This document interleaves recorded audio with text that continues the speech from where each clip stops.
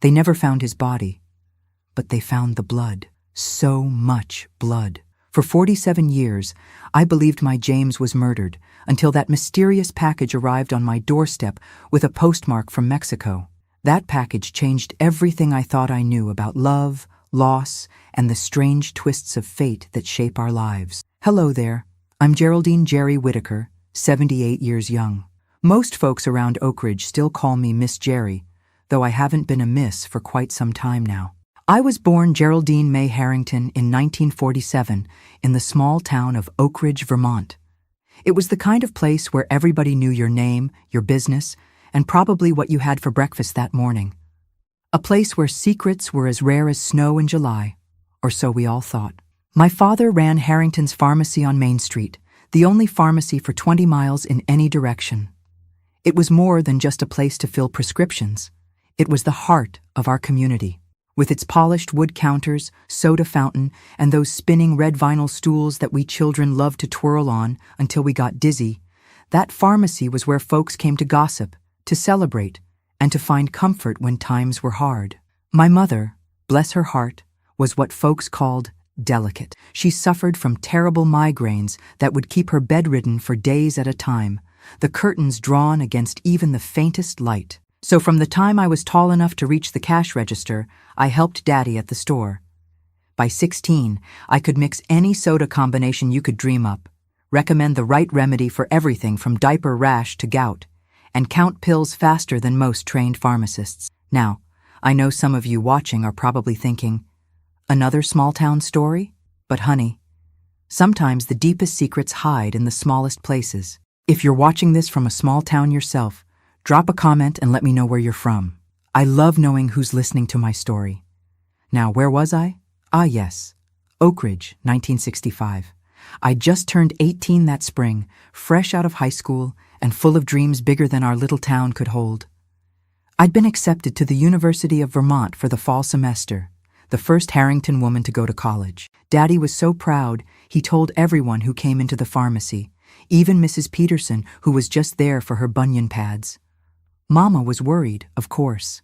What if you meet some city boy and move away forever? She'd fret, smoothing my hair like I was still a child. The plan was for me to work at the pharmacy all summer, saving every penny for textbooks and whatever else college girls needed. I had a neat little notebook where I kept track of my earnings, watching the numbers climb week by week. I'd serve milkshakes and cherry cokes to everyone who came through, listening to their stories, their complaints, their gossip. Old Mr. Finley would come in every Wednesday for his heart medicine and tell me about fighting in World War II. The Henderson twins would pool their allowance for a shared root beer float every Friday after their piano lessons. And Mrs. Collins, who lived alone since her husband passed, would stop by almost daily, ostensibly for small purchases, but really just for someone to talk to. Life had a predictable rhythm in Oak Ridge, comforting in its way, but I was ready for something new. Something exciting.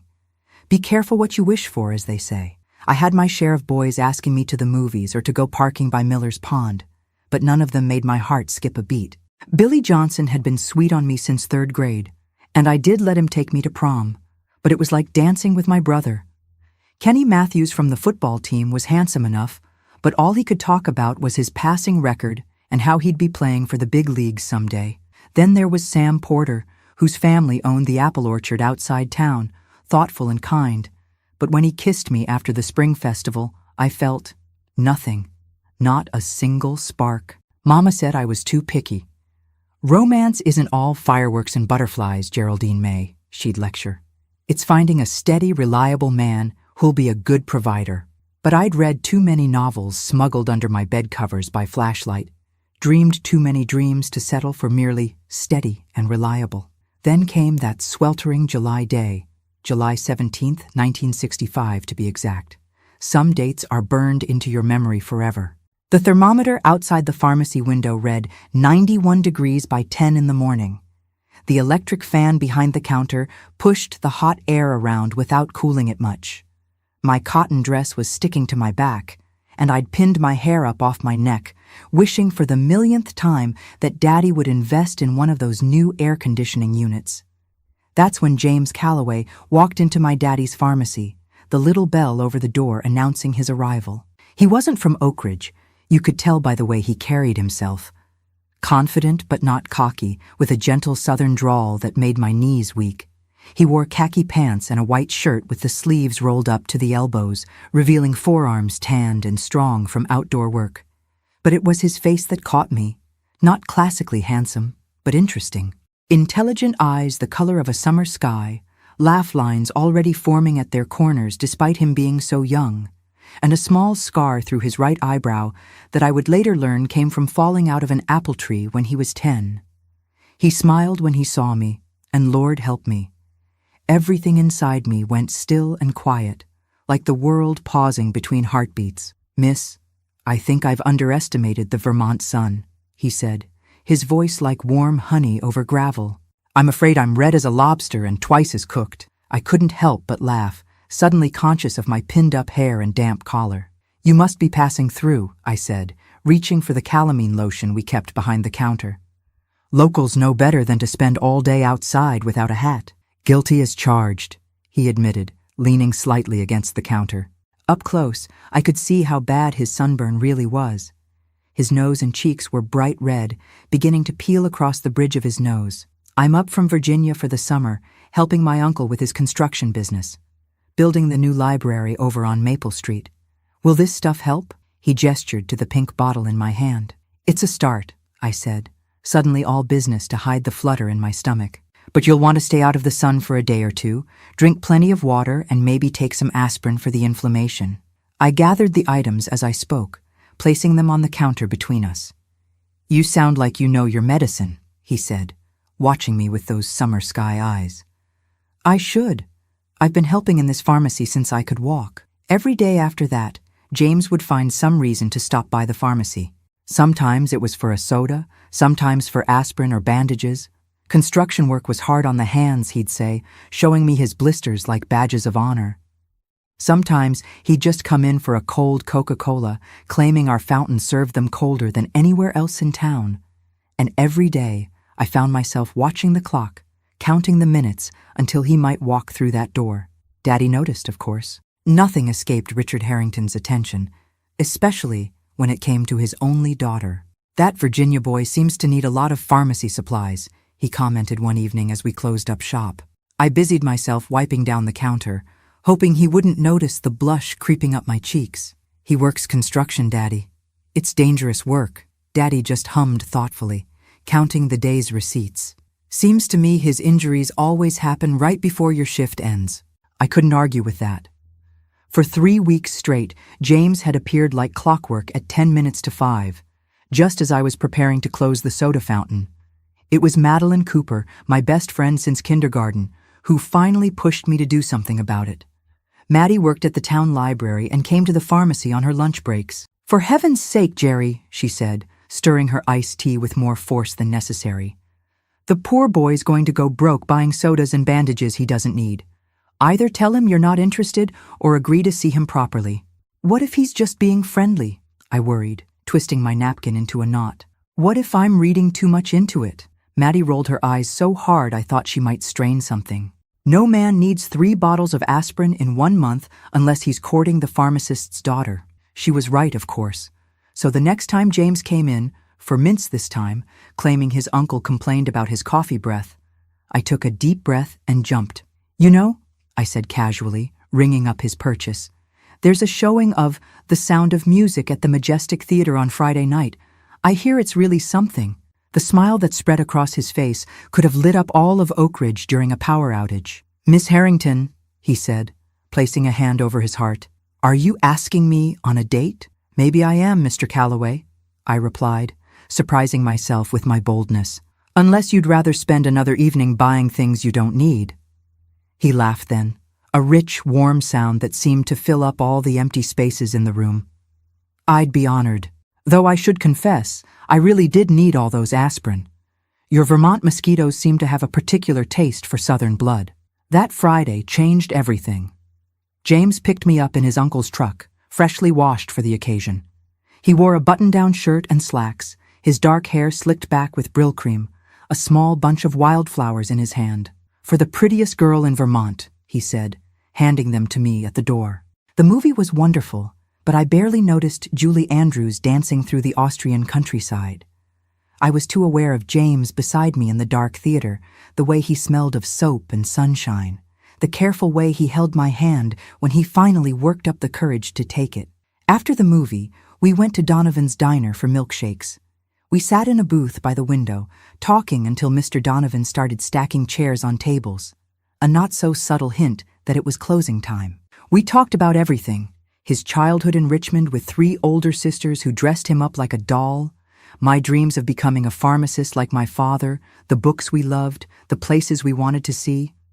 By August, we were spending every evening together.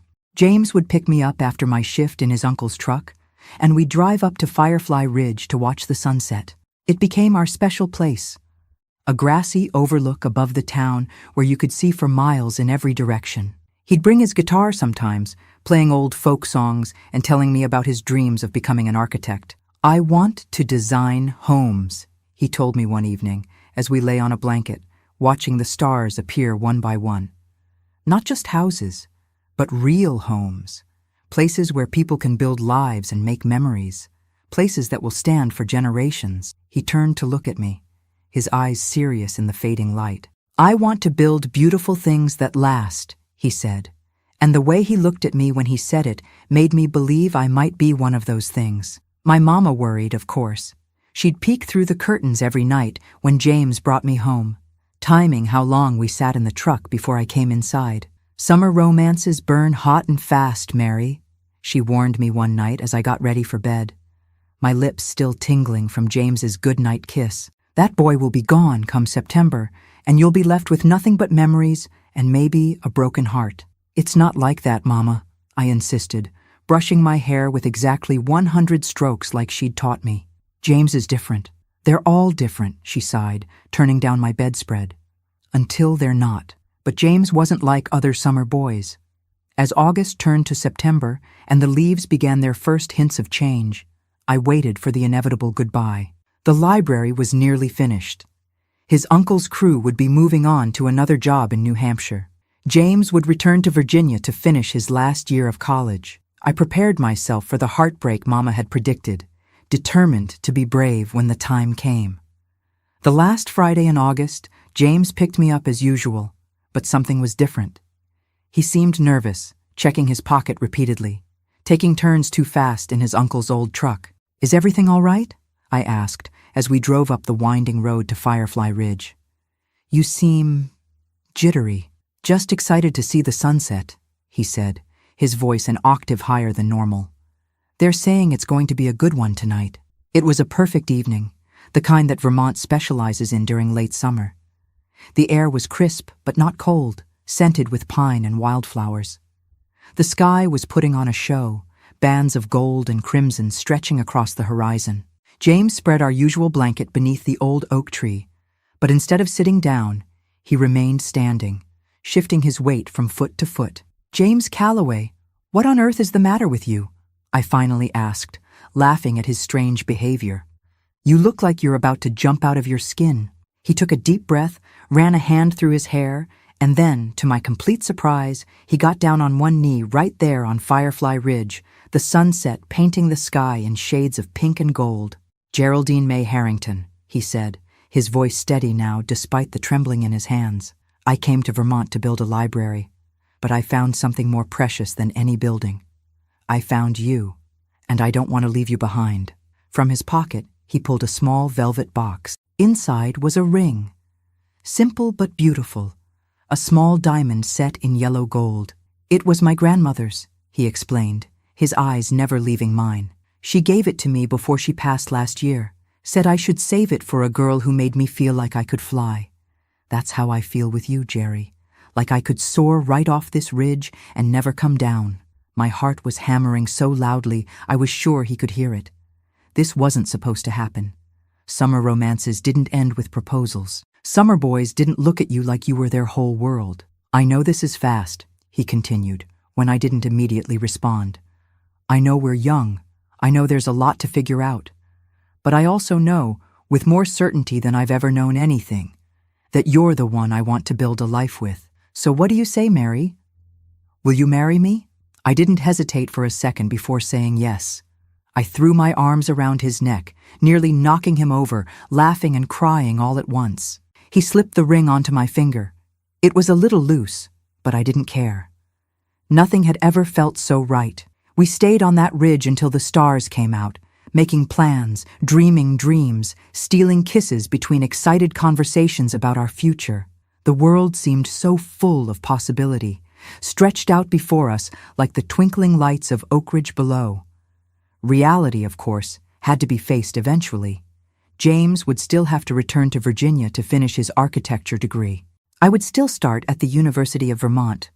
We would have to wait. "It's just 1 year," James said as we reluctantly drove back toward town, my head on his shoulder, his grandmother's ring catching the moonlight on my finger. "I'll graduate next June. We can get married that same weekend. Start our life together right away." When we pulled up in front of my house, all the lights were still on, unusual for that time of night. Mama and Daddy were waiting in the living room, their faces tight with concern that shifted to confusion when they saw our matching grins. "Mr. Harrington, Mrs. Harrington," James said formally, holding my hand tightly in his. "I've asked your daughter to marry me, and she's done me the great honor of accepting." There was a long moment of silence. Then Daddy stood, his expression unreadable. "And when exactly were you planning to ask for my blessing, young man?" James's face fell. "Sir, But then Daddy's stern expression cracked, and he smiled, clapping James on the shoulder. "I'm just teasing you, son. Though I'd have appreciated a heads up." "Richard," Mama scolded, but she was smiling too, rising to hug me. "Oh, my baby girl, engaged." "We don't expect you to pay for a big wedding, Daddy," I said quickly. "We're thinking something small, next June after James graduates." Mama was already in full planning mode. "June is a lovely month for a wedding. We'll have it in the church, of course. Reverend Taylor will officiate. You'll need a dress.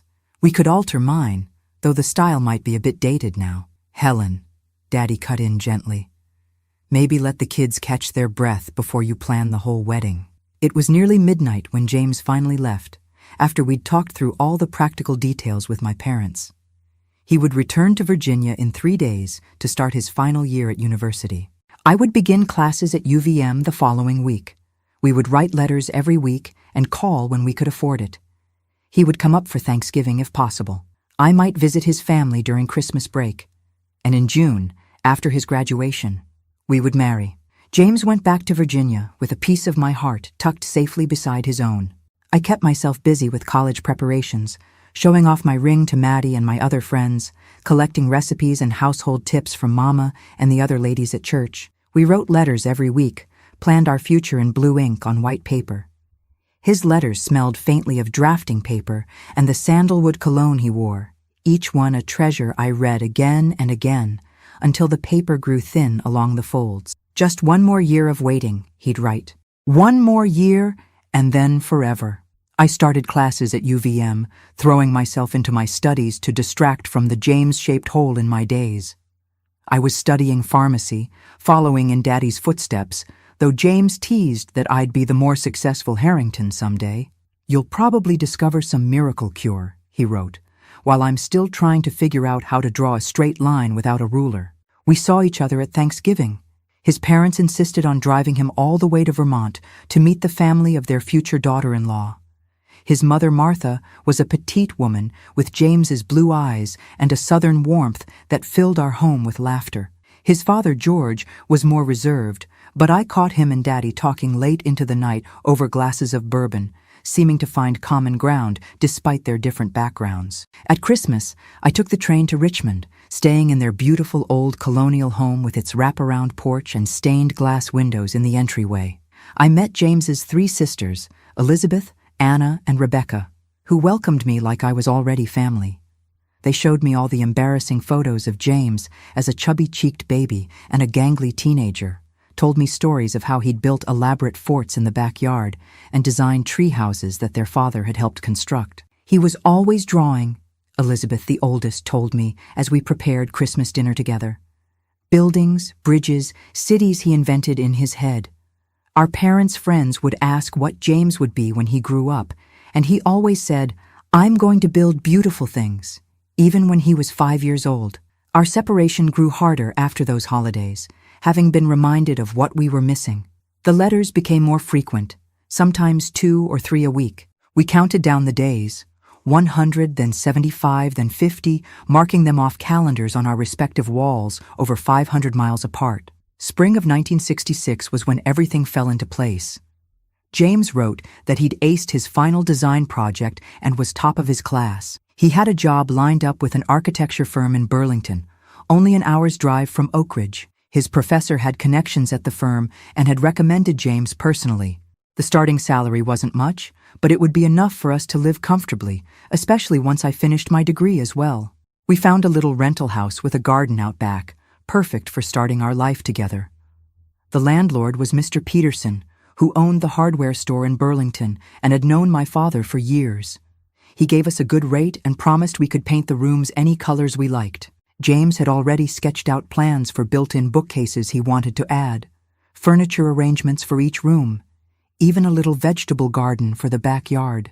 My dress was finished by early June, ivory satin with lace my grandmother had brought from Ireland when she immigrated as a young bride.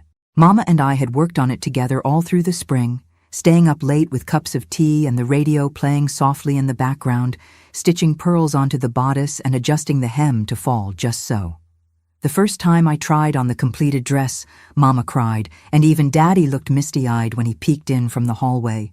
The invitations were sent, ivory cards with elegant script announcing the union of Geraldine May Harrington and James Edward Calloway on June 25, 1966, at First Presbyterian Church of Oak Ridge. The church was booked. Reverend Taylor had met with us multiple times to discuss the ceremony, and my daddy had ordered a special cake from the fancy bakery 2 towns over. 3 tiers with buttercream frosting and fresh flowers to match my bouquet of daisies and baby's breath. Everything was ready. After 10 months of separation, hundreds of letters, and thousands of miles traveled, we were just days away from beginning our life together. The night before James was set to drive up from Virginia, we had our last phone call as an engaged couple. Long-distance calls were expensive, so we'd limited ourselves to 1 call a month, saving the money for our future together instead. But this call was special. The last one before we'd be together for good. "This time tomorrow, I'll be there," he said, his voice thick with emotion through the slightly staticky connection. "And in 2 weeks, you'll be Mrs. Calloway." "I can hardly believe it's finally happening," I said, twisting the phone cord around my finger, my grandmother's ring catching the light from my bedside lamp. 10 months felt like 10 years. "The longest 10 months of my life," he agreed, "but worth every minute. I've got everything packed, my clothes, my drafting tools, all your letters tied up with that blue ribbon you sent me for Christmas. Drive safe," I told him, suddenly anxious. It was a long drive from Richmond to Oak Ridge, especially in his uncle's old truck that had seen better days. "I've waited this long, I can wait 1 more day. I'll be careful, I promise. I'm leaving at first light. Should be there by dinner time. I can't wait to hold you, Mary. To see that smile in person instead of just dreaming about it. Just 1 more day," I whispered. "I love you to the moon and back, Mary," he said, using the phrase that had become our signature sign-off in each letter, each phone call. "I love you to the stars and beyond, James," I answered, just like I always did. Those were the last words we ever spoke to each other. The trunk, with all his clothes nearly folded inside. His wallet was on the front seat, with $43 inside and a photo of me tucked behind his driver's license. But James was gone, and on the gravel beside the car, blood. Not much, they said, but enough to worry. Enough to make them bring in dogs and search the woods nearby. Enough to make them drag the nearby creek. Enough to make everyone think the worst. The police had theories. Maybe he was robbed by hitchhikers. Maybe he stopped to help someone who turned on him. But there were no witnesses, no clues beyond that small blood stain. Just a disappearing act that left a hole in my heart the size of Vermont. The wedding date came and went. The white dress stayed in its bag in my closet, a ghost of dreams that never came true. You know, the hardest part wasn't the waiting. It was the pity. You could see it in people's eyes at the grocery store, at church, even at Daddy's pharmacy. Poor Jerry Harrington, left at the altar. "Must have been something wrong with her," they whispered. "Maybe he got cold feet. Maybe he found someone else." Nobody wanted to say what we were all thinking, that something terrible had happened to James, that no man who loved a woman the way he loved me would just vanish into thin air 2 weeks before our wedding. Sheriff Miller organized search parties that combed the woods for miles around where they found James's car. The Virginia State Police dragged every pond and creek within 10 miles. They interviewed gas station attendants, diner waitresses, motel clerks, anyone who might have seen James on his journey north. They found nothing. Not a single witness who remembered seeing him after he left his parents' home in Richmond. The FBI got involved after 3 weeks.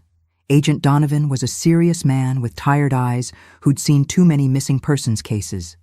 He set up a temporary office in our town hall and interviewed everyone who knew James. "Miss Harrington," he told me after a month of investigation, "sometimes people disappear because they want to. Have you considered that possibility?" I slapped him, right across the face. My daddy had to pull me away. I'm not proud of it now, but back then, the very suggestion that James had abandoned me deliberately felt like someone twisting a knife in my heart. Summer turned to fall. Fall gave way to winter. The searches stopped. The FBI packed up their temporary office. James's parents went back to Virginia, grief etched into lines on their faces. His mother hugged me before they left. "He loved you more than anything in this world, Jerry," she whispered. "Something terrible happened to our boy. I feel it in my bones." By Christmas, most folks stopped mentioning James around me. They thought it was kindness, but their silence just made his absence louder. I found myself clinging to the smallest things. His letters tied with blue ribbon, the flannel shirt he'd left at my house once after a bonfire, the engagement photo that ran in the Oak Ridge Weekly before he vanished. Daddy worried about me. I'd lost weight, couldn't sleep without nightmares. I'd see James walking through fog, calling my name, but I could never reach him. "You need to get away from here, Jerry," Daddy said one night. "This town is full of ghosts for you now." My Aunt Clara lived in Boston. She worked as a nurse at Massachusetts General Hospital and had a spare room in her apartment. "Just for a few months," Daddy pleaded, "until spring comes, until you can breathe again." I agreed, not because I wanted to leave, but because I couldn't bear the weight of everyone's concern anymore. I packed one suitcase, tucked James's letters inside my coat pocket, and boarded a Greyhound bus in January of 1967. The snow was falling as we pulled away from Oak Ridge, covering everything in clean white silence. Boston was a different world, loud, crowded, indifferent to my pain. Nobody looked at me with pity there. Nobody knew I was the girl whose fiancé vanished. I was just another face in the crowd, and there was a strange comfort in that anonymity. Aunt Clara worked night shifts, so I had the small apartment to myself most evenings. After a few weeks of staring at the walls, I decided to find a job. There was a small bookstore near Harvard Square that had a "Help Wanted" sign in the window. The owner, Mrs. Abernathy, was a widow with silver hair and kind eyes who didn't ask too many questions. She just handed me a broom and showed me how she liked the books arranged. Working at the bookstore saved me in ways I couldn't have imagined. I lost myself in shelving books, recommending novels to customers, ordering new titles. When my thoughts turned dark, I'd pick up a book and escape into someone else's story for a while. And somehow, day by day, hour by hour, I began to build a life without James. By summer, Aunt Clara had introduced me to night school. "You're smart as a whip, Jerry," she said. "Why not take some classes? Nursing school is always looking for bright young women." I enrolled in prerequisite courses at Boston Community College. The first time I aced an anatomy test, I felt a flicker of something I thought had died with James. Pride, ambition, hope. Don't misunderstand. I never stopped looking for answers. Every month I called Sheriff Miller back in Oak Ridge. Every month he had nothing new to tell me. I wrote to the FBI quarterly, hoping something had crossed their desk that might connect to James. I scanned newspapers for stories of unidentified men found or mysteries solved. I kept a small box of newspaper clippings about similar disappearances, searching for patterns that never emerged. I became a licensed practical nurse in 1969, specializing in emergency care. There was something about the urgency of the ER, the focus required, that quieted the constant questions in my head. When my hands were busy saving lives, my heart could rest from its endless searching. That spring, I met Thomas Whitaker in the emergency room. He was a resident physician, tall, thoughtful, with gentle hands and a quiet voice. He'd come in to assess a patient I was stabilizing, a young man who'd been in a motorcycle accident. After we got the patient to surgery, Dr. Whitaker asked if I wanted to grab coffee in the hospital cafeteria. "Just coffee," I said firmly. I wasn't ready for anything more. Just coffee. He agreed with a small smile. Coffee turned into lunch the following week. Lunch turned into dinner at a small Italian restaurant near the harbor. Thomas never pushed, never pried. When I finally told him about James, sitting on a bench overlooking the water, he just listened. He didn't offer theories or platitudes. He just took my hand and sat with me in silence as the waves crashed against the shore. "Sometimes there are no answers, Jerry," he said finally. "Sometimes we have to learn to live with the questions." It took another year before I agreed to officially date Thomas. Almost 2 before I could kiss him without feeling like I was betraying James. When he proposed in the fall of 1971, I panicked, ran out of the restaurant, stood shaking on the sidewalk as memories of another proposal, another ring, another life overwhelmed me. Thomas found me there, gave me space, didn't make me feel broken for still grieving a man 5 years gone. "I'm not trying to replace him, Jerry," he said quietly. "I'm just asking for a chance to build something new, something different." I said yes 3 weeks later. We married in Boston in a small ceremony. No white dress, no church, just a civil ceremony at City Hall with Aunt Clara and a few friends from the hospital. I kept my engagement ring from James in a small box in my dresser drawer. Thomas knew and understood. Some wounds never fully heal, you just build your life around them. We moved to Hartford, Connecticut in 1972, where Thomas had accepted a position as a pediatrician. I worked part-time in a clinic for low-income families, found purpose in helping children who had so little. We bought a small house with a garden where I planted roses. We adopted a stray cat we named Midnight. We built a quiet life together, full of small joys and ordinary days. But every year, on what would have been my anniversary with James, I would take the day off work. I would open the box of his letters, read them one by one, and allow myself to remember, to grieve, to wonder. Thomas never asked what I did on those days. He just made sure there were fresh flowers on the table when I came downstairs, a silent acknowledgement of the ghost that still lived in our marriage. Life has a way of moving forward, even when part of you stays frozen in time. Thomas and I tried to have children, but it wasn't in the cards for us. After 3 miscarriages, the doctors advised against trying again. I'd like to say I handled it with grace, but the truth is, I raged against this second profound loss. Hadn't I already given up enough? Hadn't fate already taken its pound of flesh from my heart? Thomas suggested adoption in 1975. There were so many children who needed homes, especially after the Vietnam War. We adopted our daughter Lily when she was just 3 months old, a beautiful baby girl whose mother was too young and too poor to care for her. The moment they placed her in my arms, I felt a healing I didn't know was possible. This tiny person needed me whole, not broken. And so I found strength I didn't know I had. Motherhood consumed me for years. Lily was a spirited child, curious, stubborn, with a laugh that could light up the darkest room. Raising her left little time for dwelling in the past. The box of James's letters moved from my bedside table to my dresser drawer, then to a chest in the attic as Lily grew and our house filled with evidence of our life together. Her drawings, Thomas's medical journals, photo albums of birthdays and Christmases. Thomas's practice thrived. We moved to a larger house in a good school district when Lily was 7. I went back to nursing part-time, working at a women's health clinic 3 days a week while Lily was at school. We took summer vacations to Cape Cod, built sandcastles on the beach, collected seashells that still sit in jars on my windowsill. We were happy, genuinely, deeply happy. But James was never truly gone. He lived in the corner of my mind, in questions that had no answers. Sometimes I'd see a man on the street with his build, his walk, and my heart would stop for a beat before I realized it couldn't be him. Sometimes I'd dream of him so vividly that I'd wake with tears on my cheeks, and Thomas would hold me without asking why. He always knew. Lily learned about James when she was 12. She found the box of letters while looking for Christmas decorations in the attic, brought it downstairs with innocent curiosity. "Mom, who's James?" she asked, and the room seemed to tilt beneath my feet. Thomas took her out for ice cream so I could compose myself, and that night we sat her down and told her the story, a simplified version, appropriate for her age. "So you loved two men?"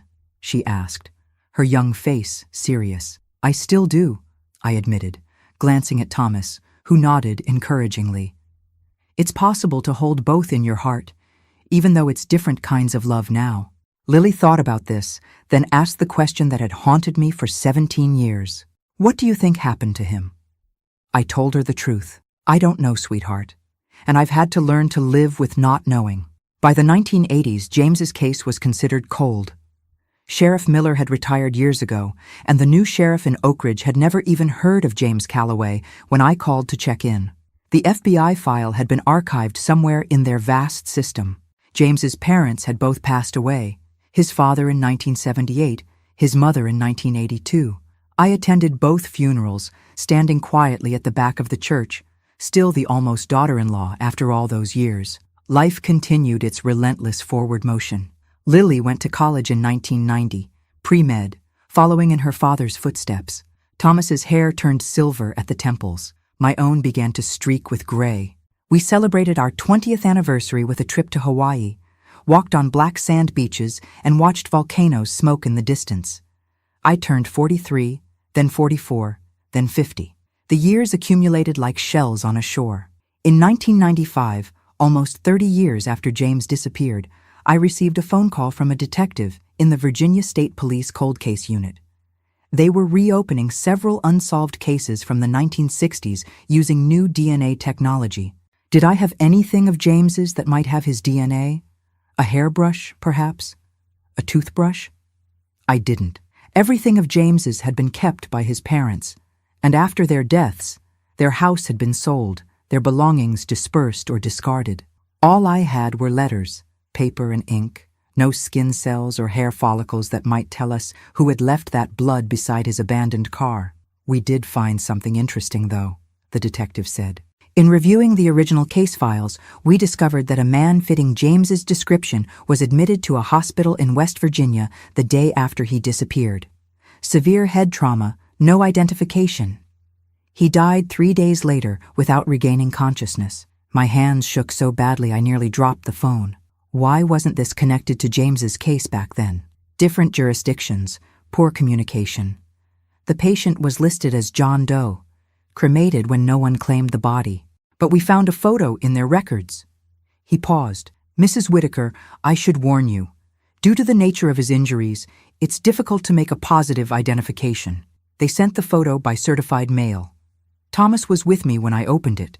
The man in the hospital bed was unrecognizable, face swollen, bandaged, tubes everywhere. It could have been James. It could have been any young man with dark hair.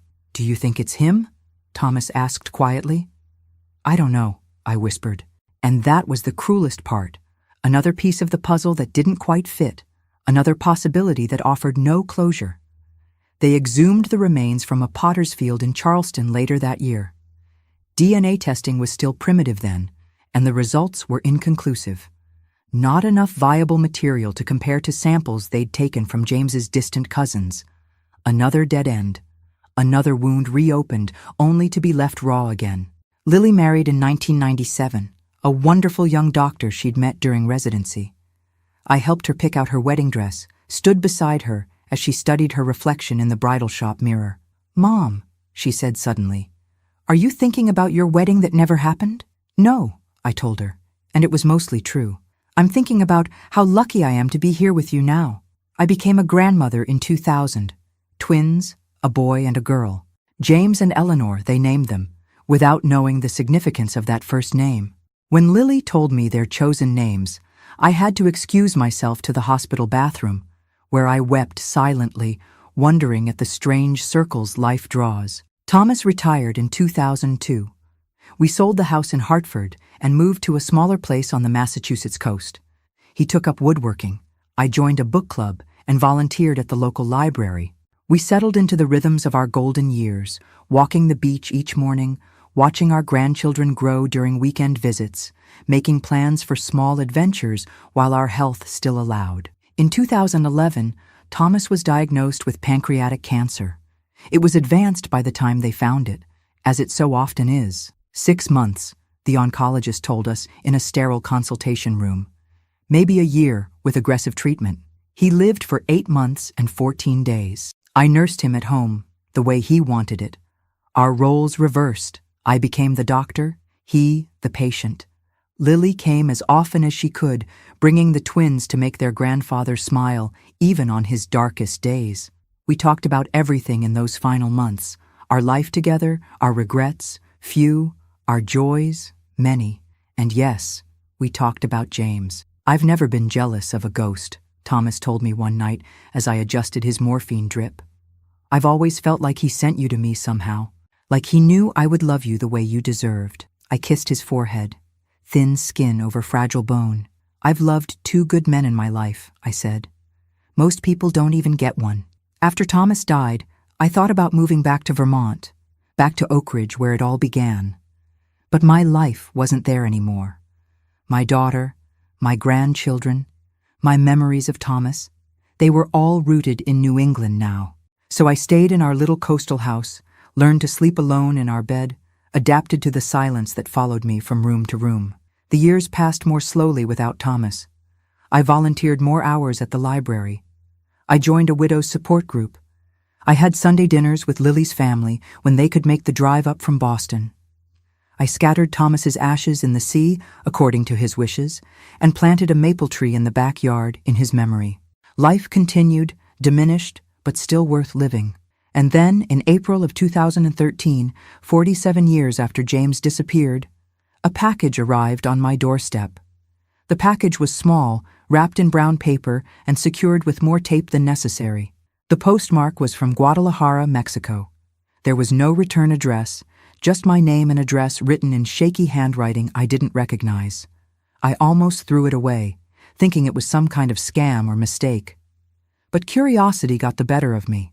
I cut through the layers of tape with kitchen scissors and unwrapped the paper to find a wooden box, hand-carved with intricate flowers along the edges. Inside, nestled in a bed of cotton, was a letter and a small leather journal. My hands trembled as I unfolded the letter. The paper was thin, yellowed with age, and the handwriting was unsteady, but I recognized it immediately. I'd spent years reading that handwriting in treasured letters. My dearest Mary, it began, the nickname only James had ever used for me. I had to sit down, the room spinning around me. I clutched the letter to my chest, afraid to read further, afraid not to. After several deep breaths, I continued, "If you're reading this, I have finally passed from this world, and Manuel, my friend and caretaker, has fulfilled his promise to send you these things." I've written this letter 100 times in my mind over the years, never finding the right words to explain the inexplicable. How does a man apologize for disappearing from the life of the woman he loves? What possible explanation could ease nearly 5 decades of uncertainty and pain? I was on my way to you that day in June, my car packed with everything I owned, my heart full of dreams of our future together. Just past the Virginia-West Virginia border, I stopped to help a man whose truck had broken down. 2 other men were with him, though I didn't see them at first. They attacked me, robbed me, beat me, and left me for dead in a ditch beside the road. A migrant farm worker found me the next morning. Instead of taking me to a hospital, he was afraid of authorities. He was undocumented and brought me to his brother's home. I had no identification. The thieves had taken everything. I was unconscious for days. When I woke, I remembered nothing. Not my name, not where I was going, not you. The head trauma had wiped my memory clean.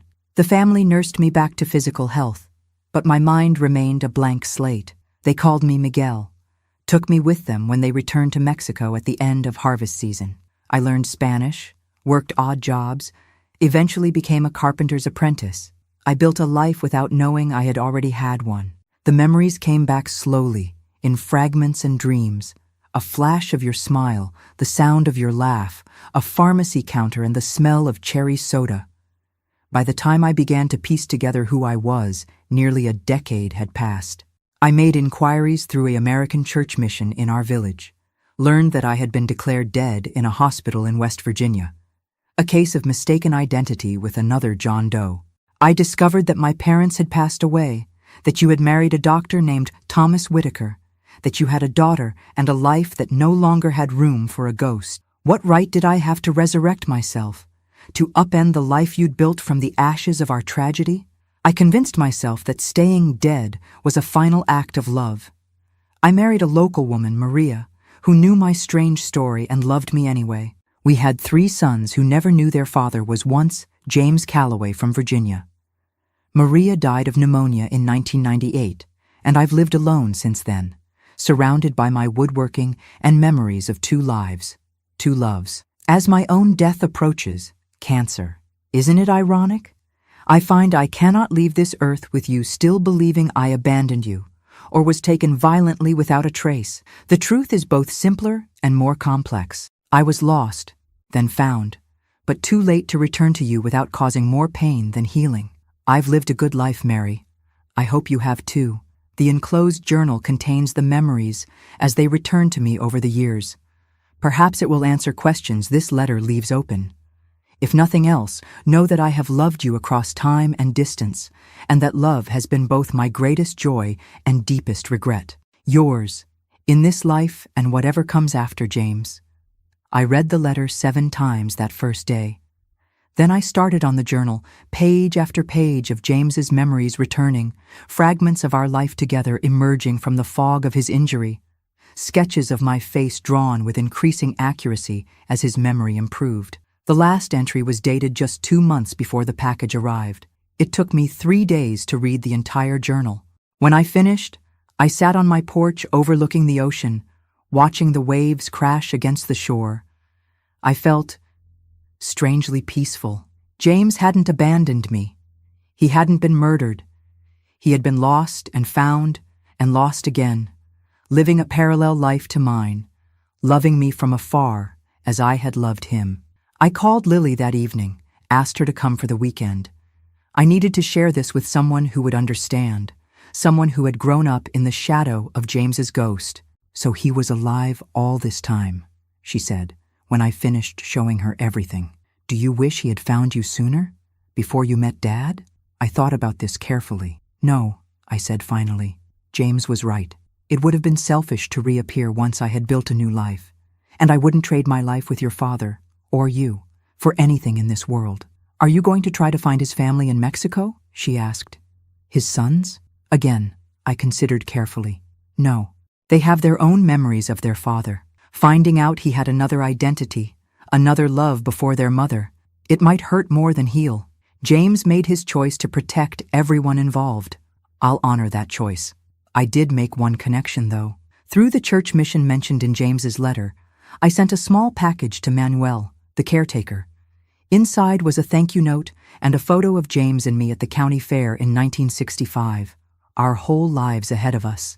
I wanted someone in his Mexican life to know that he had been loved deeply before tragedy rewrote his story. I never received a reply, but somehow knew the package had reached its destination.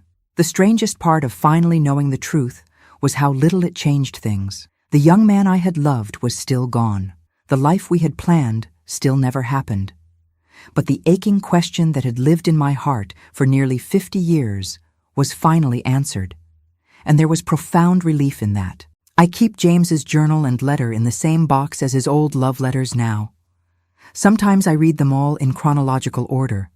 Our beginning, our abrupt end, and the long, separate journeys that followed. It feels like completing a circle somehow. I'm 78 now, and I've loved 2 good men in my lifetime. One was taken from me by cruel chance and returned too late. The other chose me, healed me, and gave me a family before cancer took him away. Both taught me that love doesn't die. It transforms, evolves, finds new ways to sustain us. If there's anything I've learned from this long, strange journey, it's that closure isn't always what we imagine it to be. Sometimes it's just knowing enough to make peace with the not knowing. Sometimes it's realizing that every love story ends, one way or another, but that doesn't diminish its beauty or its impact on our lives. Oh my goodness, I've been talking your ear off for quite a while now. If you've stayed with me through this whole story, you must be as stubborn as I am. I'd love to know what you thought or if my story touched you in any way. Please leave a comment below. And if you'd like to hear more stories from this old lady's life, hit that subscribe button and give this video a like. It warms my heart to know these memories aren't just fading away with me, but finding new life in your hearts too. Life is full of unexpected chapters, my dears. Even when you think the book is finished, sometimes there's an epilogue waiting to be discovered. Thank you for listening to mine.